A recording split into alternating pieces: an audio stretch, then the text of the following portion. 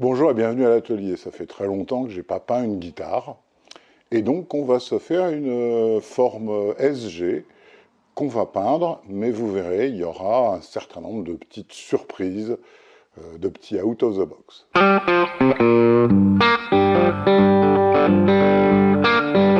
Alors pour ce style SG, en fait, on va faire un corps en samba. On a besoin de 180 mm, c'est-à-dire 360 de large, donc on est bien, et 450 de long. Là on a 550, c'est que du bonheur. Dessus on va mettre un manche que j'avais fabriqué à l'avance.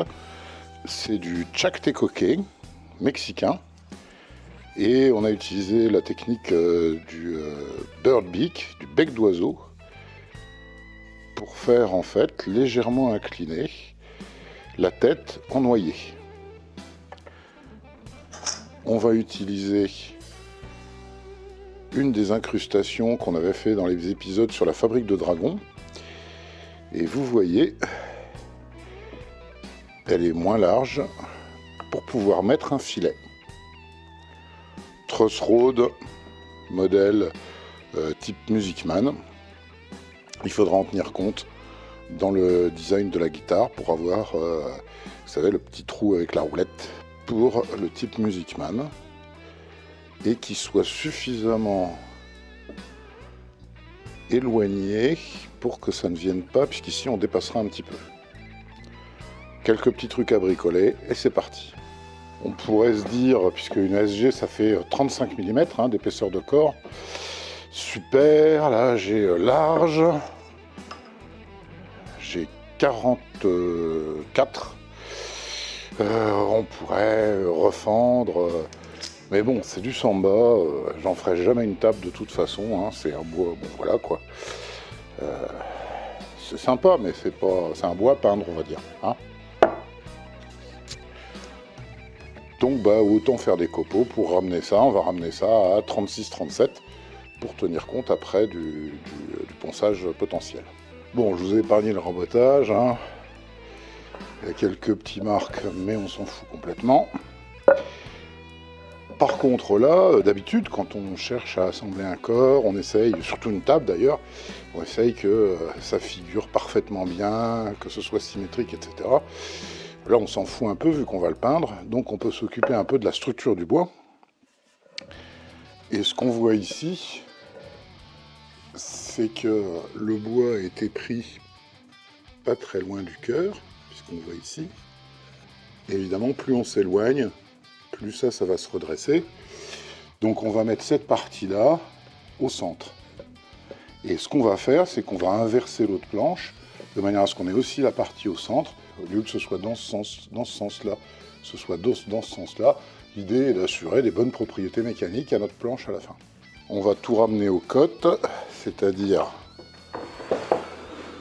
180.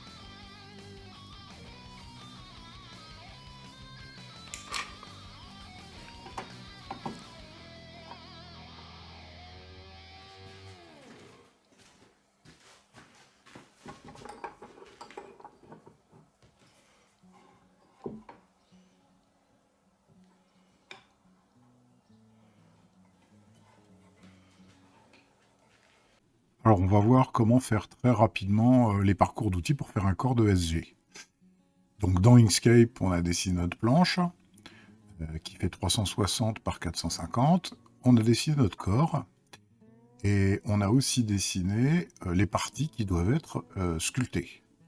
C'est-à-dire qu'on a délimité des zones et ces zones, bien sûr, elles sont indépendantes de manière à ce qu'on ait un vecteur. D'un autre côté, on a créé simplement une pente. Alors, ça aurait pu être une courbe, ça aurait pu être une doucine. Là, j'ai fait vraiment classique, c'est-à-dire que c'est une pente droite. Ce qu'on va faire, c'est qu'on va dupliquer ce vecteur.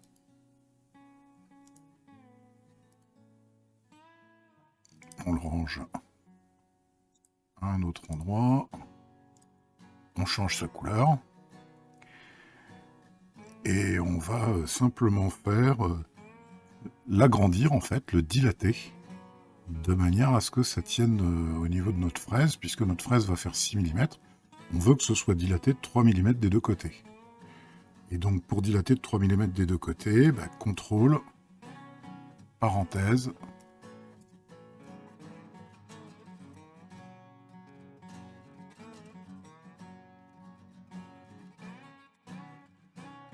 et on a notre zone, la même, mais qui est dilatée. Spire, nouveau fichier, 360 par 450 par 35. Ça va être notre planche. On importe ce qu'on a fait. On le centre sur notre planche. On va commencer par s'occuper du corps. On a notre vecteur, ça c'est le corps complet. Modélisation. À plat, 35 mm. On a notre base.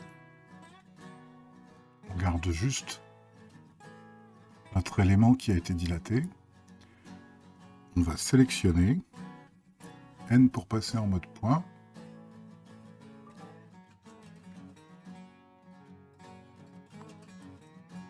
On sélectionne un point. C pour couper. Et maintenant, on a deux vecteurs. On importe notre pente.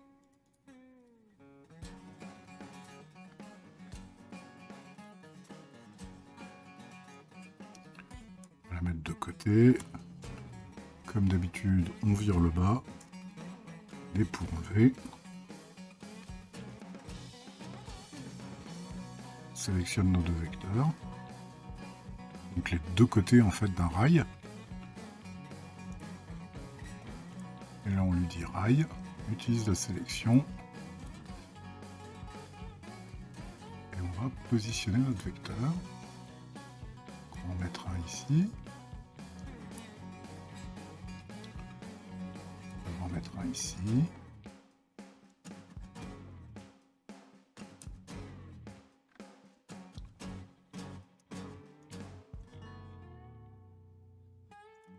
On en met un juste au bout. Un à l'autre bout. Un ici.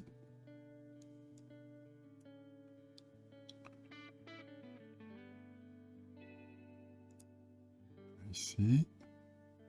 Que ce soit un petit peu en pointe, mais pas trop, comme ça par exemple. Là on lui dit appliquer.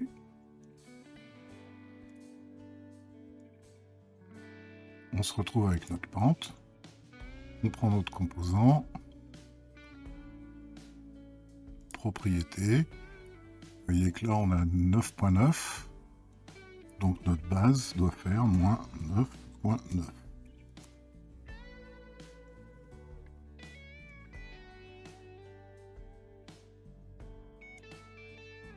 Et on a notre profil. Nos deux rails, on en refait un vecteur. On les prend. On les clôt. Base de 6 et on dit on va utiliser ce vecteur pour limiter notre couple, puisqu'on ne veut pas que il travaille pour rien, le reste est plat. On a notre dégrossissage, poste de finition, hémisphérique 6 mm, toujours contrainte par le vecteur.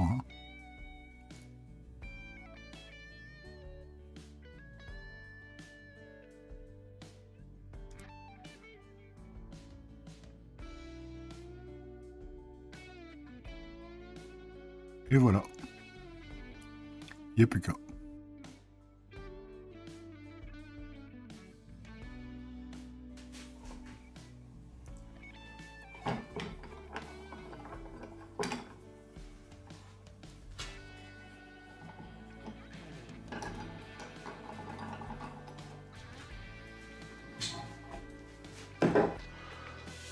Le lendemain, la Titebond est à peine sèche. Eh ben.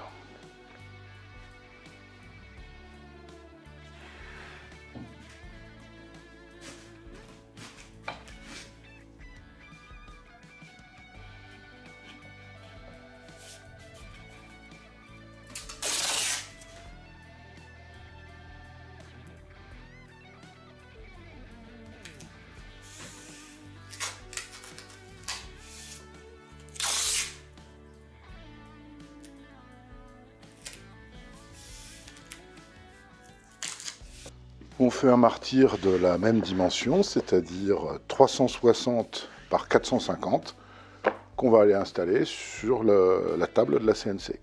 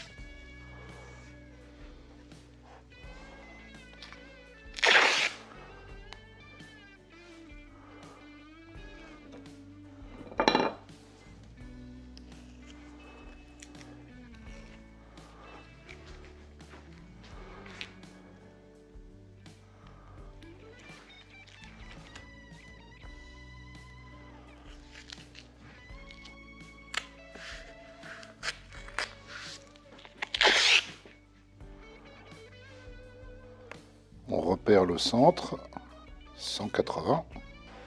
Et comme d'habitude, on demande à la CNC de tracer la ligne centrale avec une petite fraise de 1 mm. Et cette ligne, ce sera vraiment notre repère pour recaler notre corps, en particulier quand on le retournera.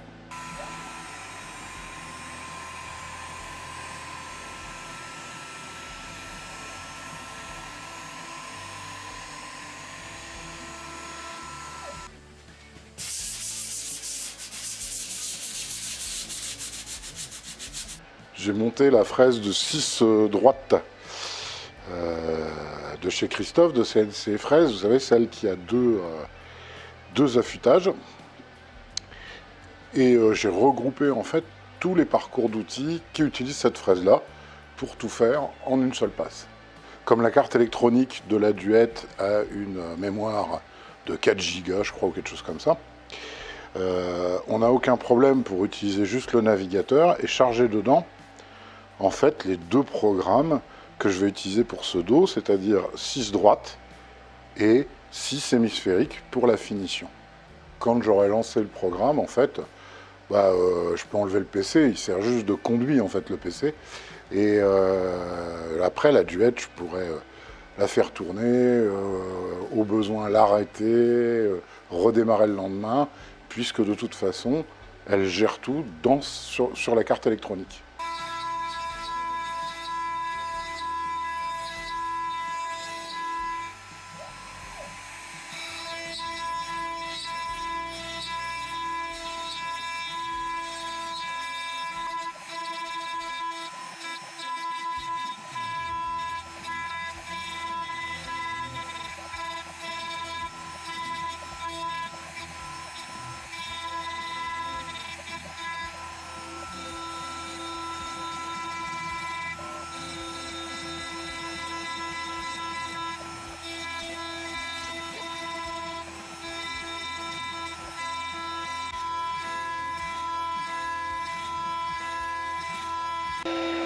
Là, je m'aperçois que j'avais oublié le rabotage.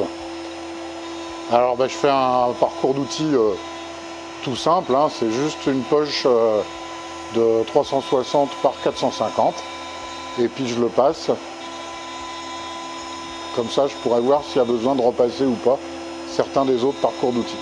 Là, on monte l'hémisphérique, toujours de chez CNC Fraise, hein, la même que la droite, sauf qu'elle est hémisphérique, et ça va nous permettre de faire toutes les finitions des sculptures.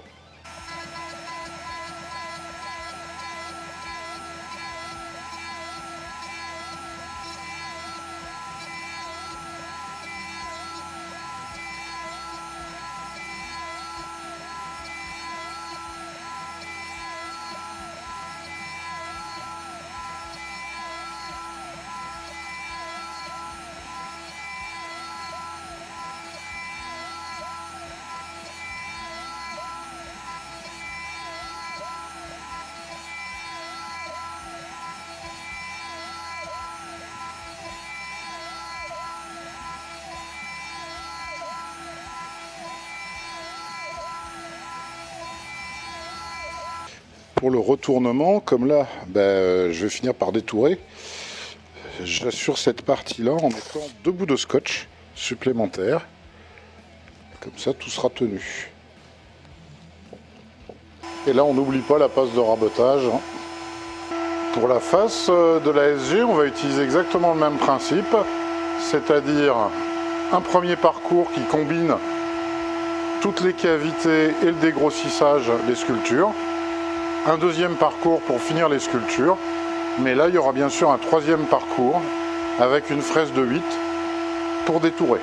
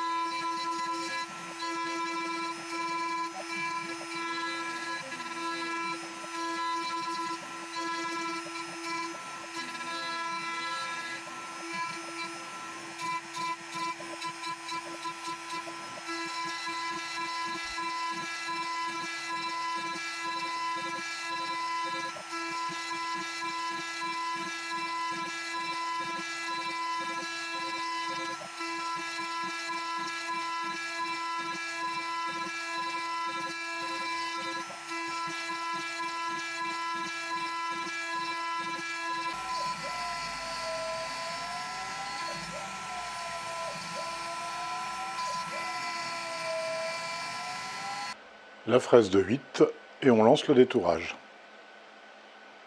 Bon, voilà, on a un corps de SG.